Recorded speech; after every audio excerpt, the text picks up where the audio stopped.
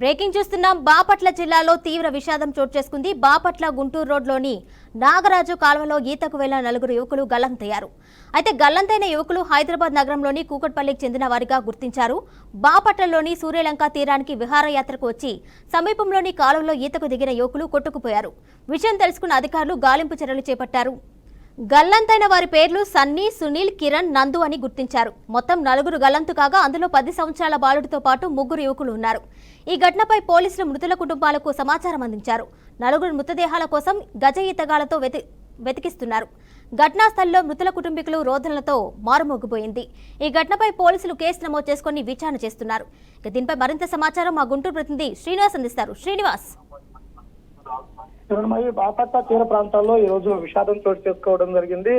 హైదరాబాద్ నుంచి విహారయాత్రకు వచ్చినటువంటి వారిలో నలుగురు గల్లంతైనటువంటి ఘటన నమోదు కావడం జరిగింది. ముఖ్యంగా చూసినట్లయితే గనక బాపట్ల విహారయాత్రకు వచ్చినటువంటి వారిలో నలుగురు కాలువలో దిగి కనిపించకుండా పోవడంతో ఒక్కసారిగా విషాచారాలు అలుముకొనే వారందరూ కూడా సంబంధితులు కూడా సమాచారం ఇవ్వడం జరిగింది.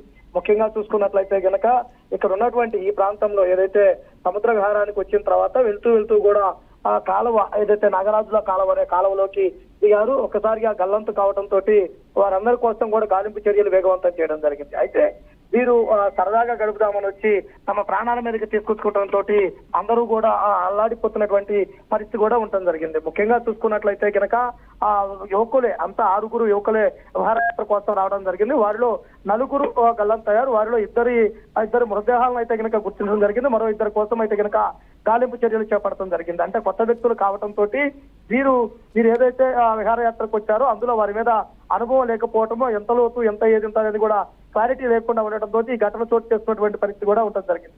అయితే వీరి కోసం చూసుకున్నట్లయితే కనుక గాలింపు చర్యలు చేపట్టిన తర్వాత రెస్క్యూ టీము అలానే ఘటనా స్థలానికి పోలీసులు కూడా చేరుకొని భారీ బందోబస్తు ఏర్పాటు చేసి కూడా వారిని వెతుకుతున్నటువంటి పరిస్థితి అయితే కనుక ఉండడం జరిగింది.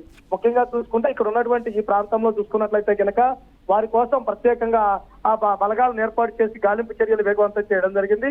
అలానే వారి బంధువులకు కూడా ఏదైతే గల్లంతైన వారి వివరాలు వారి బంధువులకు కూడా అందజేస్తూ సమాచారం ఇచ్చినటువంటి పరిస్థితి కూడా ఉండడం జరిగింది. అంటే మొత్తం నలుగురు కూడా హైదరాబాద్ ప్రాంతానికి చెందిన వారిగా గుర్తించడం జరిగింది. Right Srinivas, thank you.